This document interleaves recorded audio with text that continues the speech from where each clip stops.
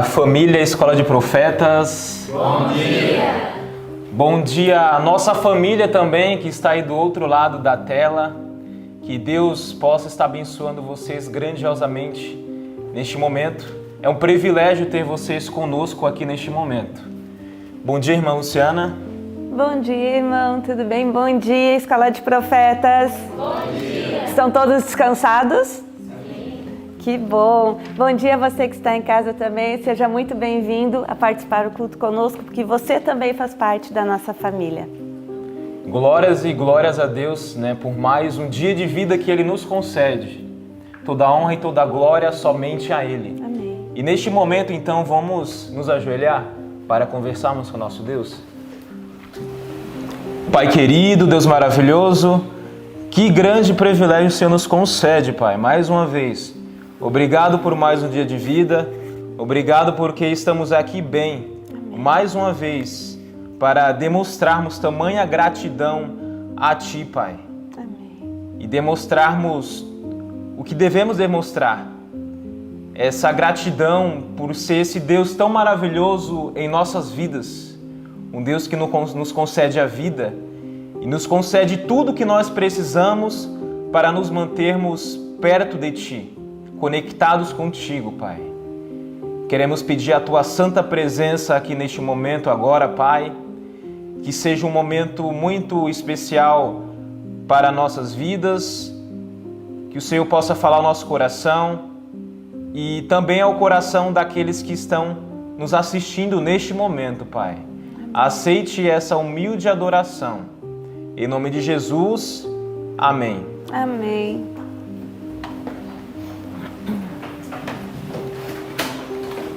Então, neste momento, iremos cantar um hino ao nosso Deus, com muita alegria no coração, porque é somente para Deus.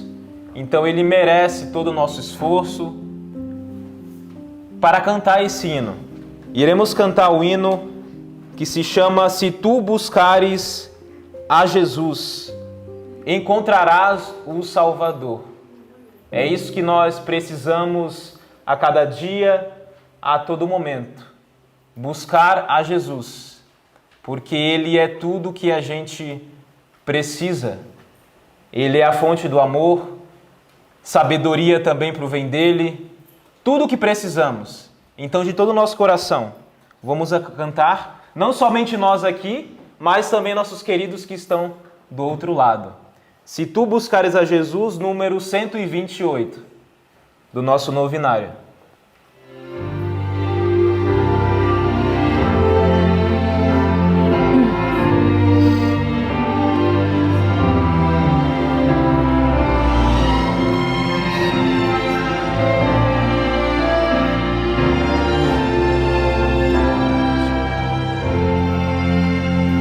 Se Buscares a Jesus, encontrarás o Salvador. A Ti virá manhã de luz e paz em seu amor. Se buscares conhecê-lo, ó sim, amá-lo-ás também. Manhã feliz despontará para ti no lar de além. Assim como Ele prometeu, em teu viver desfrutarás o amor e as bênçãos lá do céu.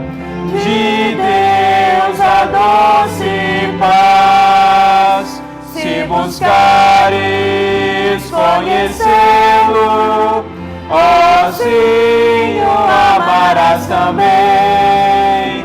Manhã feliz despontará para ti no lar de além.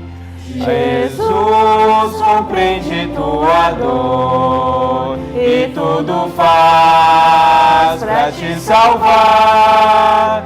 Crê, pois, que junto ao Salvador. A paz irás achar, se buscares conhecê-lo, assim o amarás também. Manhã feliz despontará para ti no lar de além. Amém. Amém. Louvado seja o nosso Deus mais uma vez. Amém. E agora, neste momento, irmã Luciana, o que iremos fazer de tão especial? Agora nós vamos fazer algo que é muito importante para todos nós. E o que é?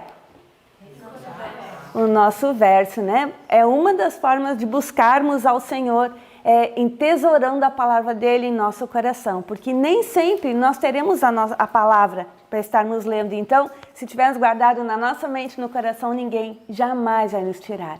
Então, Amém. Nesse momento, eu quero convidar a todos para lermos o capítulo 100 de Salmos. O Salmo capítulo 100 é o que nós estaremos decorando durante toda esta semana. Então, vamos contar até 3 e daí vamos todos juntos recitá-lo. 1, 2, 3. Salmo 100.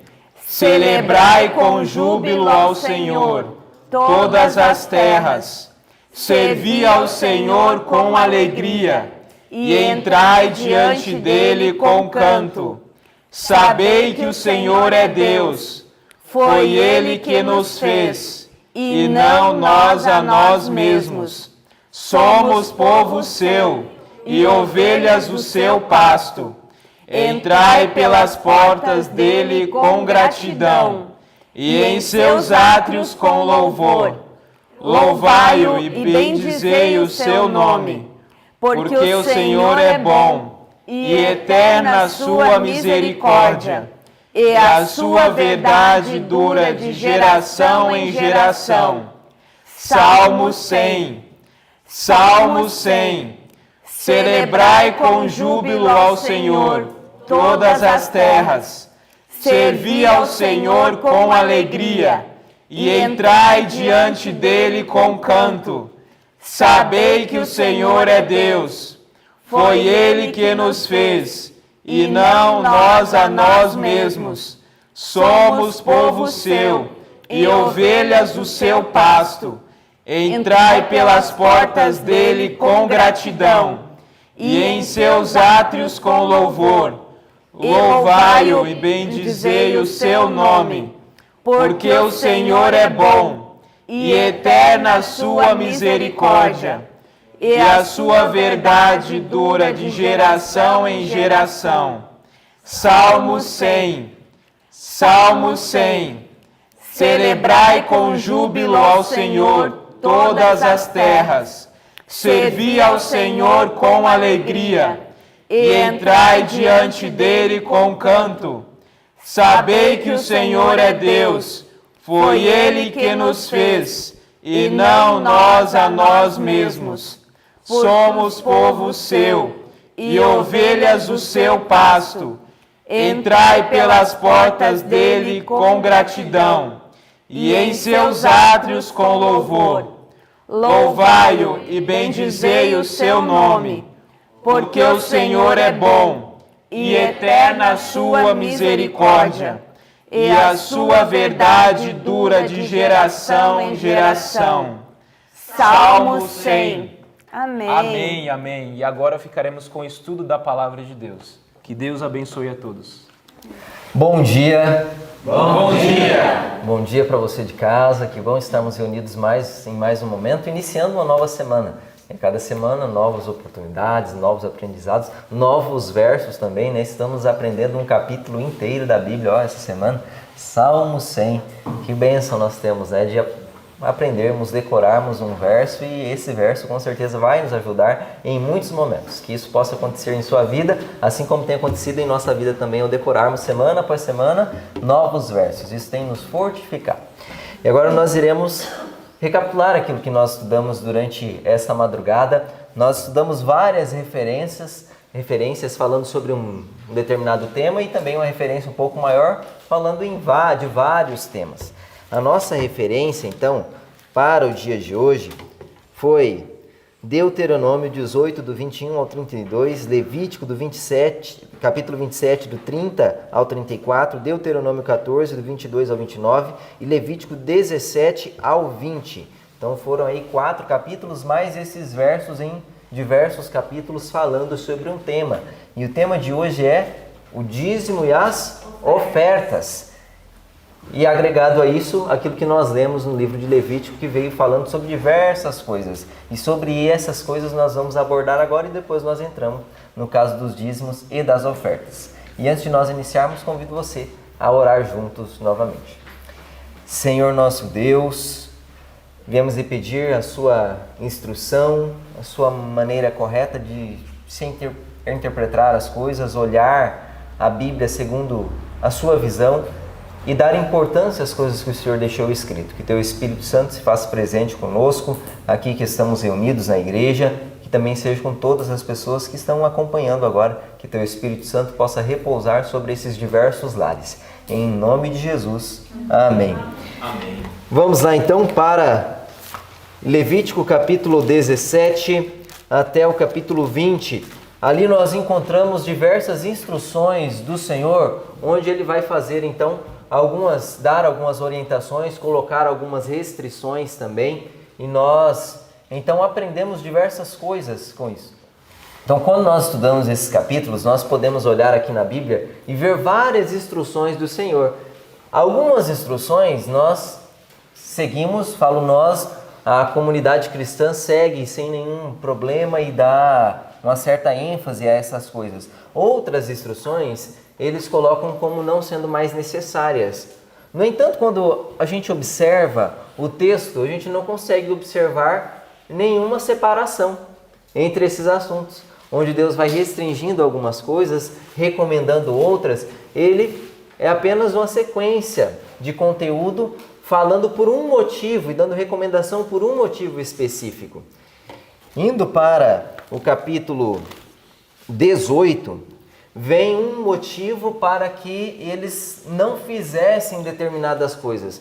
Qual era a razão para que eles não fizessem isso que esses capítulos irão tratar? Capítulo 18, livro de Levítico, o verso 3, diz assim: Não farei segundo as obras da terra do Egito, em que habitastes, nem farei segundo as obras da terra de Canaã, para a qual eu vos levo, nem andareis nos seus estatutos. Então, quando Deus pede com que eles façam, a razão era a seguinte: essas coisas, quem pratica, são as pessoas que não me servem, são as pessoas que não são tementes a mim. Isso é o que o mundo faz, não está em acordo com a minha instrução.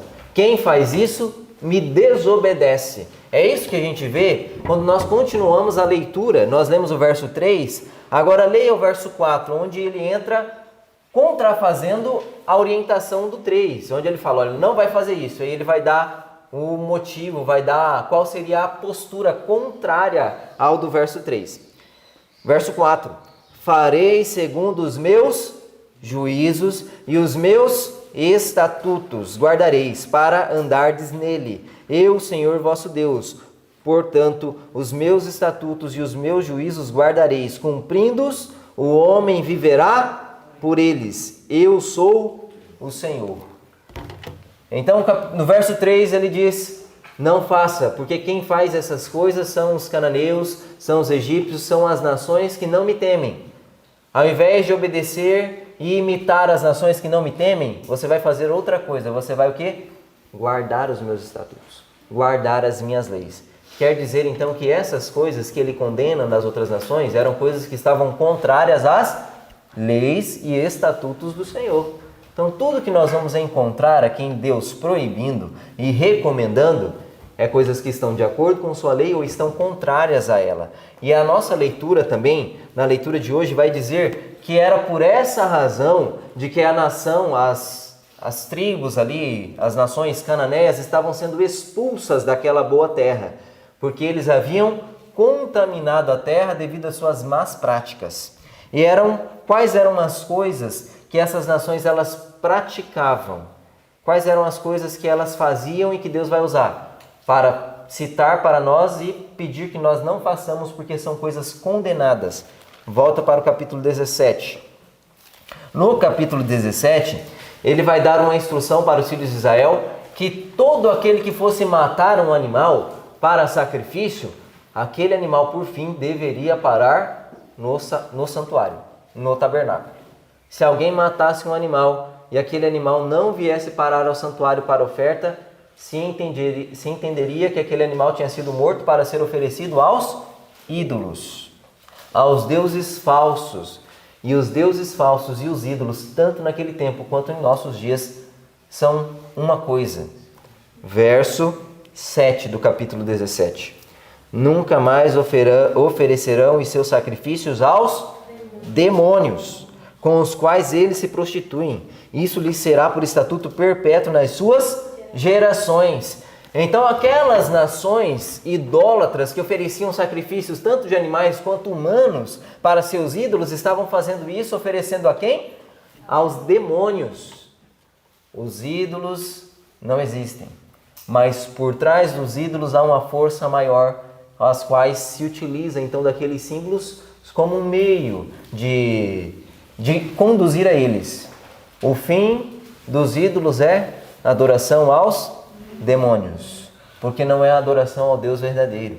A adoração sempre está vinculada a alguém, ou a Deus, ou a Satanás, ou aos demônios. Se eu adoro qualquer outra coisa que não seja Deus, por fim a adoração é rendida ao opositor de Deus, ao adversário, a Satanás, e não a Deus. E isso nós temos que parar para pensar. Eu não posso fazer nada em minha vida que leve à adoração de alguma outra coisa que não seja Deus, de algum outro ser, de alguma outra pessoa que não seja a pessoa de Deus. Então isso nos deve deixar então preocupados. E agora ele lista então as coisas que eles vão fazer. Essa questão dos sacrifícios era uma das coisas, onde eles não deveriam então sacrificar. Agora vem um outro detalhe, onde ele pede. E agora não é somente uma questão de sacrifício, o ato de sacrificar, mas é algo que está até relacionado com a alimentação. Olha só no capítulo 17, quando ele vai falar a partir do verso 10. Vamos ler. Qualquer homem da casa de Israel ou dos estrangeiros que peregrinam entre vós, que comer algum sangue, contra ele me voltarei e o eliminarei de meu povo.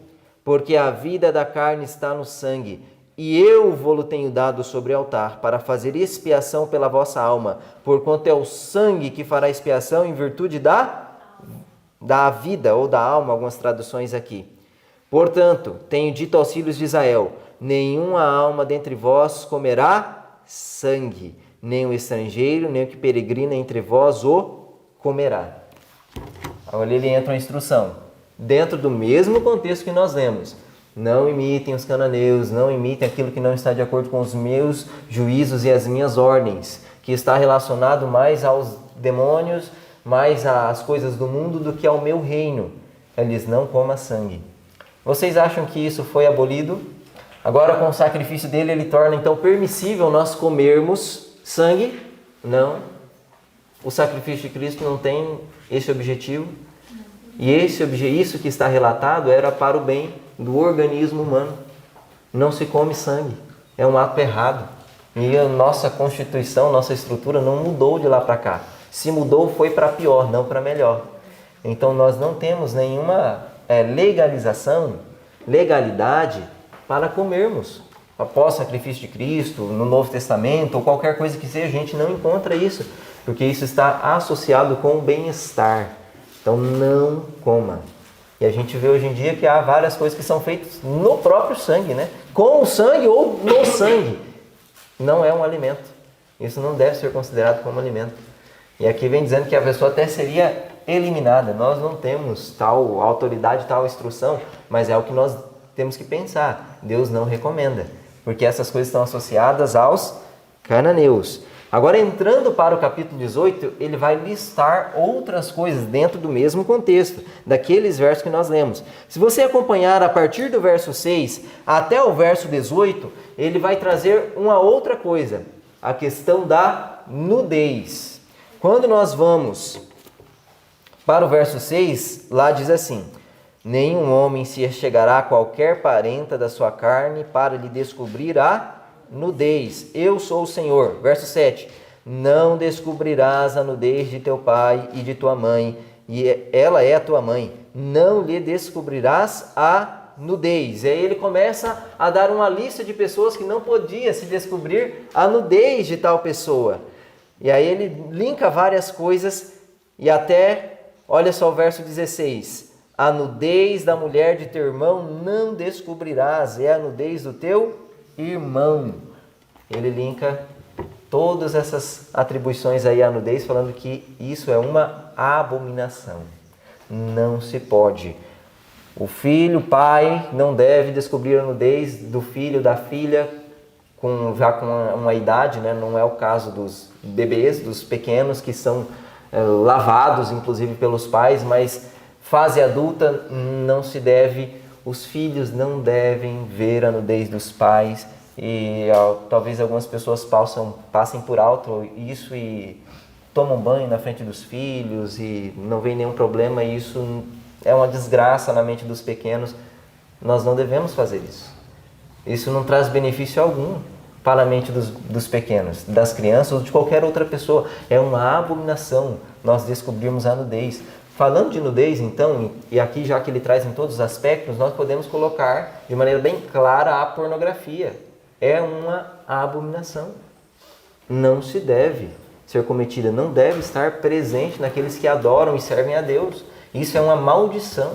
Essas são coisas que os cananeus faziam. Eu vou ler já o verso para vocês.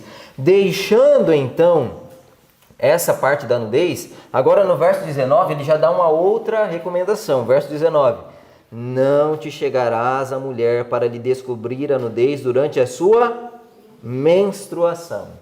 E aí ele vai fazer outras recomendações falando a respeito desse período da mulher em que o seu esposo não deveria se achegar a ela nesses dias. Não há relacionamento sexual nesses dias. E isso é altamente condenado pela palavra também. Não existe. Então, é um outro detalhe para os casados que devem observar. Verso 20. Não te deitarás com a mulher de teu próximo para te contaminares com ela. Adultério é abominável diante do Senhor? Sim. Então, ele já coloca aqui a questão do adultério. Verso 22. Com o homem não te deitarás como se fosse mulher. É abominação. Agora ele entra a questão do homossexualismo. Diante de Deus, segundo toda a estrutura bíblica, o homossexualismo é sempre condenado. Não há nada na Bíblia que o dê legalidade. Não há nada na Bíblia que o conceda então perdão ou autorização para que seja executado. Não, é abominável.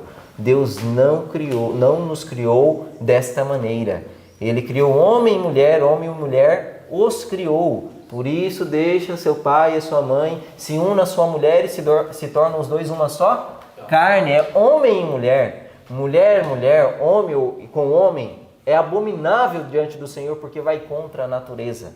Vai contra aquilo que Deus criou. Contra um princípio que coloca Deus como sendo o originador da vida e o mantenedor dela. É aquele que tem autoridade para determinar com qual propósito ele criou cada coisa. Então isso é abominação diante de Deus. E isso boa parte das denominações seguem, com exceção de alguns grupos. E a gente vê a questão do homossexualismo sendo mais defendida e infiltrada no meio, né? O que é condenado não deve ser as pessoas que cometem tais atos, mas o ato em si está errado. Se a pessoa então comete tal ato, está em erro e precisa sim fazer uma mudança, assim como outras pessoas que cometem outras coisas que é errado também, que nós vamos ver aqui nos versos, fazem e Deus condena. Tais pessoas também precisam, através da força de Deus, ter uma mudança.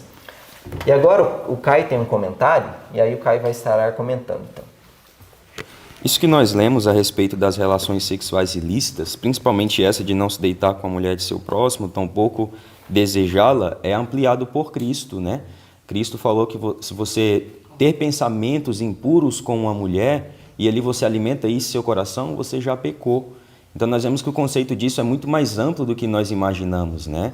Deus enxerga isso com uma magnitude muito grande.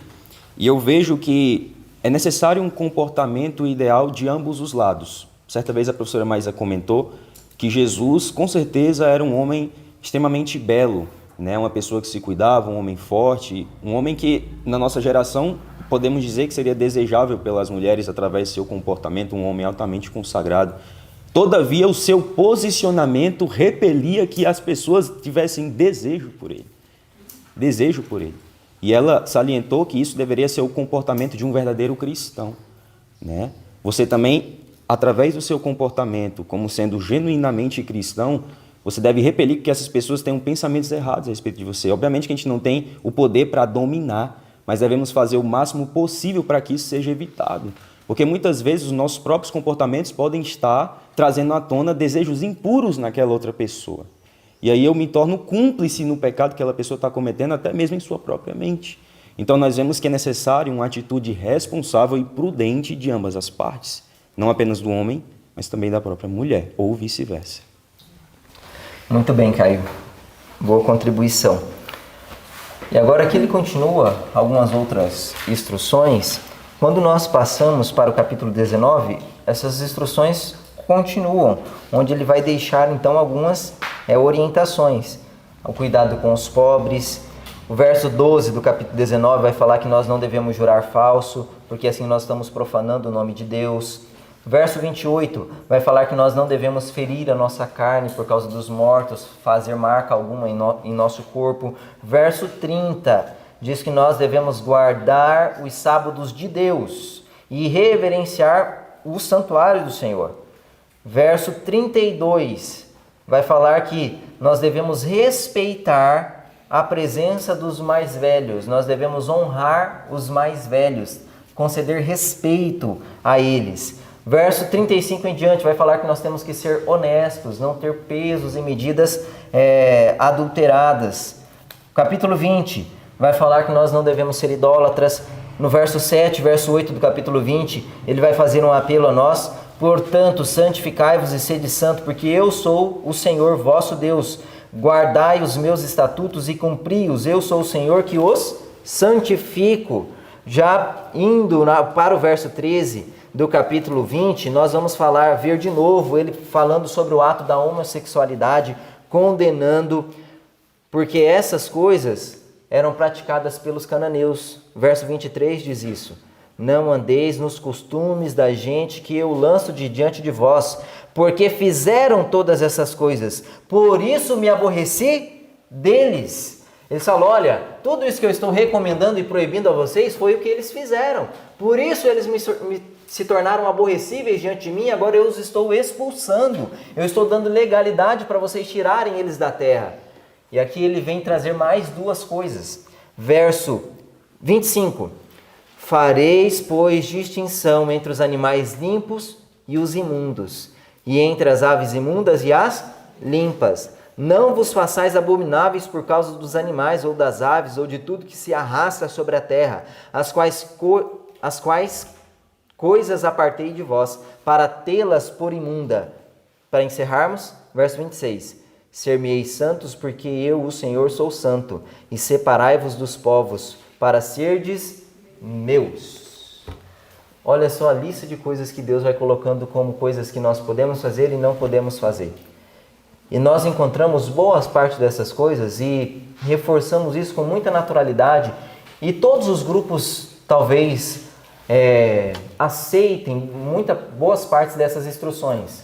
Respeitar os mais velhos, a questão do adultério, a questão da nudez, a questão da sexualidade, né? A questão do homossexualismo, então da idolatria.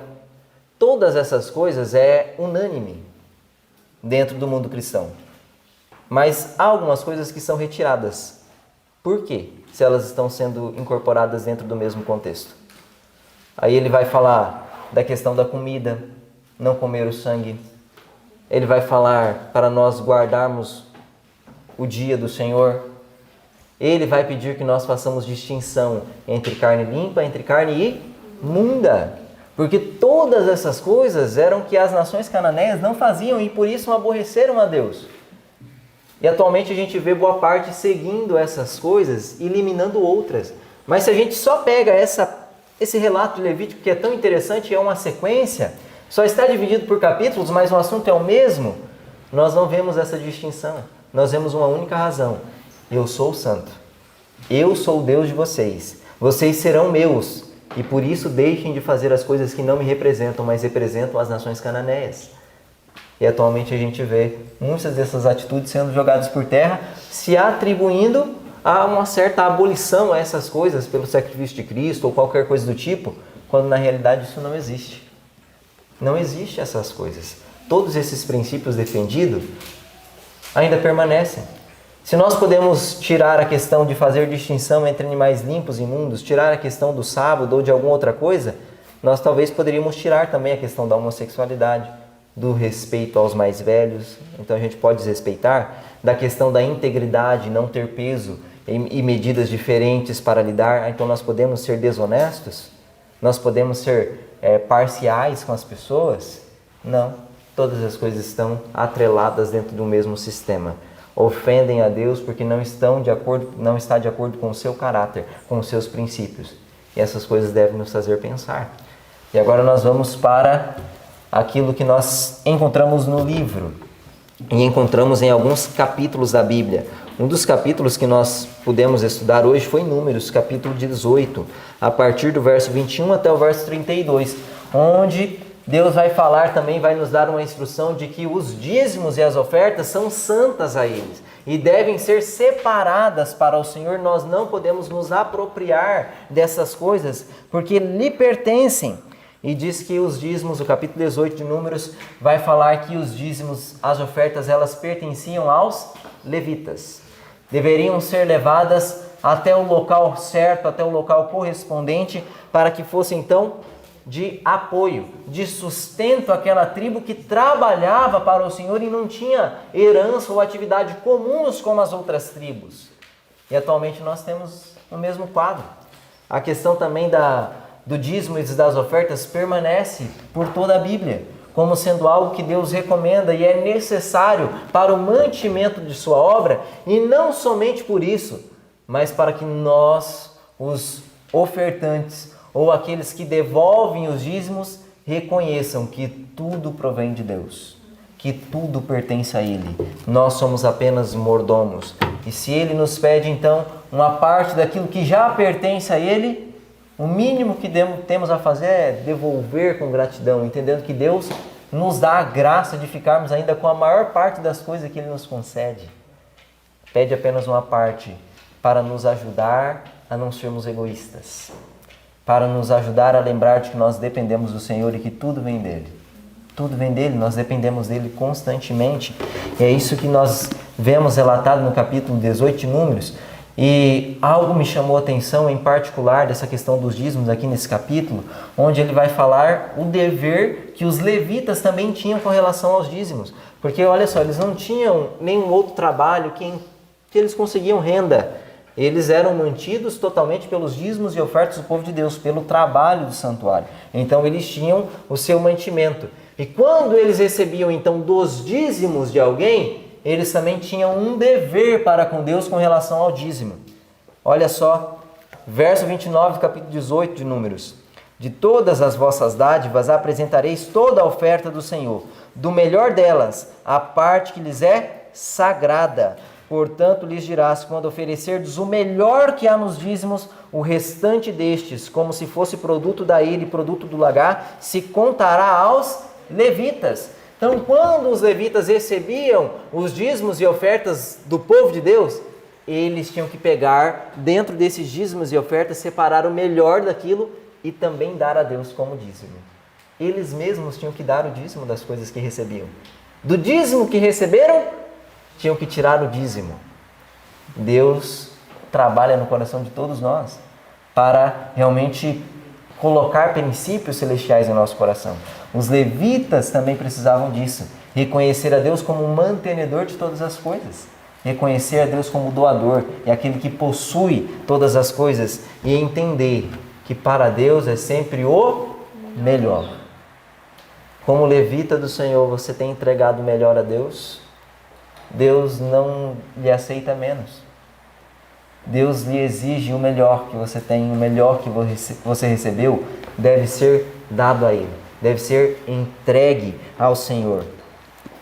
E um outro detalhe que nós podemos encontrar, agora isso lá no livro de Deuteronômio, capítulo 14, que nós também lemos hoje, vem dizendo a respeito do lugar que nós devemos entregar os nossos dízimos e as nossas ofertas. Verso 24 e verso 25 do capítulo 14 de Deuteronômio. Quando o caminho te for comprido demais, que não os possa levar, por estar longe de ti o lugar que o Senhor teu Deus escolher para ali pôr o seu nome, quando o Senhor teu Deus tiver abençoado, então vende-os e leva o dinheiro na tua mão e vai ao lugar que o Senhor teu Deus escolher. Então, para vocês que moram muito longe e não conseguem trazer o animal, os cereais, você vai vender e vai trazer o dinheiro, que é mais fácil trazer. Mas você não está desculpado em deixar de trazer o dízimo ao local certo. Deus designou um local. Deus designou um propósito, um fim para o dízimo. E nós não podemos escolher, mesmo que seja pela situação, pela circunstância, fazer de uma maneira diferente. Imagine que em todas as tribos de Israel que eram distantes, os levitas ficaram espalhados em diversas tribos. E uma tribo que ficava longe, que houvesse essa dificuldade de levar os dízimos para o tabernáculo do Senhor e pensasse, não, eu vou dar para o levita que tem aqui do meu lado. Ele não é consagrado ao Senhor também? Ele não faz a obra de Deus? E aí talvez você seja pensado a levar, não, eu não vou dar para isso, para a igreja que está tão distante da minha realidade, não, eu vou dar para um missionário que está perto do meu campo. Eu vou dar para a missão que está sendo desenvolvida na minha cidade. Não existe. Está errado. O dízimo tem um local certo a ser distribuído, a ser localizado. E não é segundo o seu bem entender, segundo a necessidade que você visualiza. Não, o dízimo tem que ir para a casa do tesouro. O dízimo deve ir para o templo de Deus, deve ir para a igreja. Se te for difícil, ache um jeito. Como no caso dos levitas, ou como no caso dos israelitas, vende o animal, vende o cereal, leva o dinheiro na tua mão. Mas o dízimo tem que ir para o tabernáculo. E lá então os levitas serão mantidos. Muito interessante pensar nisso. Como Deus espera que nós nos portemos, então, com tamanha reverência diante disso, sendo fiel àquilo que Ele pediu. Os dízimos têm o seu destino certo. E não era somente os dízimos que estavam associados como um dever que eles tinham, mas também as ofertas. As ofertas também eram uma obrigação que era voluntária, mas era. Qual era a porcentagem da oferta? Eles decidiam de acordo com a gratidão deles a Deus, mas ainda era uma obrigação. Deixar de dar as ofertas ainda era ofender a Deus. E não era somente as ofertas que eles faziam em dinheiro, mas Deus estabeleceu várias outras coisas que na economia hebreia fazia parte de cada família entregar ao Senhor. E se nós pudéssemos juntar dízimos, ofertas, coisas que eles levavam por gratidão, pelos sacrifícios, os primogênitos, as primícias do campo, dos cereais, do fruto da vide, de tudo eles davam a Deus, juntando tudo isso facilmente passaria de 25% de toda a renda que eles tinham que entregar ao Senhor. E eles faziam isso com gratidão, entendendo que tudo vinha de Deus. E é Deus quem os mantinha, é Deus quem o pedia. E os dízimos pertenciam a Deus. Deus fala, os dízimos são meus. E ele faz esse mesmo paralelo ao trabalhar com relação ao sábado.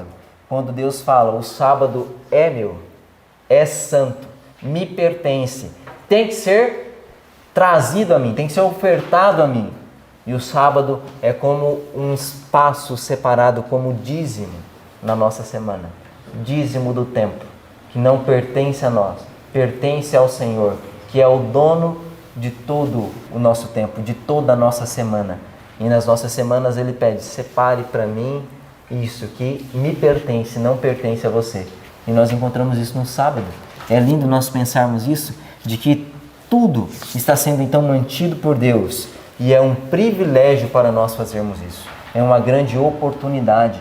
Nós não ficaremos mais pobres ao sermos liberais, ao contribuir com a obra de Deus e ao lhe entregar aquilo que Ele exige. Não haverá pobreza, ao contrário, haverá fartura, bonança, porque é Deus quem mantém, é Deus quem nos sustenta. E nós temos o privilégio de viver isso em nossa vida, de ver isso acontecendo conosco, tendo um coração grato, tendo um coração liberal ao Senhor e agindo assim, ver Deus cumprindo aquilo que Ele disse que iria cumprir. Abra lá em Malaquias, vamos ver essa linda promessa que Deus faz a nós.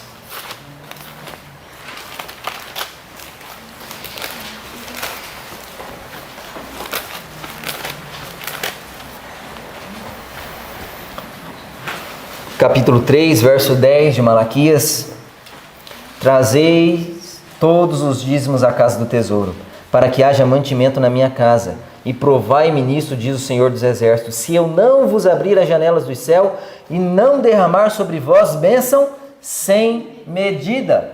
Essa é uma promessa que Deus faz e essa promessa não caducou com o passar do tempo, assim como a ordenança do dízimo não caducou. Seja fiel a mim, seja fiel nos dízimos e nas ofertas, e eu vou derramar sobre vocês bênçãos sem medidas. O povo de Israel não ficava mais pobre ao ser tão liberal a Deus. Ao contrário, Deus fez deles uma glória entre as nações, uma glória no mundo. E Deus espera fazer isso também pelo Israel espiritual. Mas nós devemos ter a mesma posição que eles, entender que Deus possui tudo em suas mãos e que a Ele é devido todas as coisas. E que nós possamos então ser fiéis ao Senhor, ser fiéis a Deus e manter a casa de Deus, a causa de Deus de maneira correta, da maneira como Ele orienta. Os dízimos e as ofertas devem ser a fonte que mantém a igreja, mantém a obra de Deus. Se todos nós fôssemos fiéis, talvez não se precisaria se utilizar métodos que às vezes são utilizados que não são recomendados pela causa de Deus. Quando nós vemos Moisés fazendo apelo para fazer o tabernáculo de Deus, o apelo dele é apenas a liberalidade, a oferta de gratidão.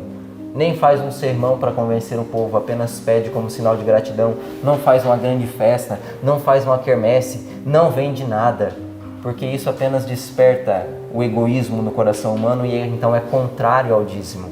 A obra de Deus deve ser mantida pelo nosso coração liberal, pelo nosso coração grato. E isso é demonstrado através dos dízimos e das ofertas. Que nós possamos ser assim, que nós possamos ser pessoas que contribuem entendendo o privilégio que é participar da obra do Senhor, lhe devolvendo aquilo que Ele confiou tão bondosamente a nós. Que Deus possa manter a nossa vida e que nós possamos ser fiéis ao Senhor nos dízimos, nas ofertas e também em todas aquelas orientações que nós lemos hoje no capítulo de Levítico.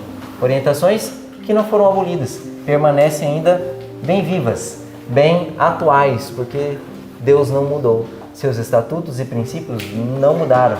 Então as coisas ainda permanecem desde quando no princípio eram. Que Deus possa nos abençoar e nos fortalecer. Convido você a orar comigo neste momento e a toda a igreja. Vamos nos ajoelhar?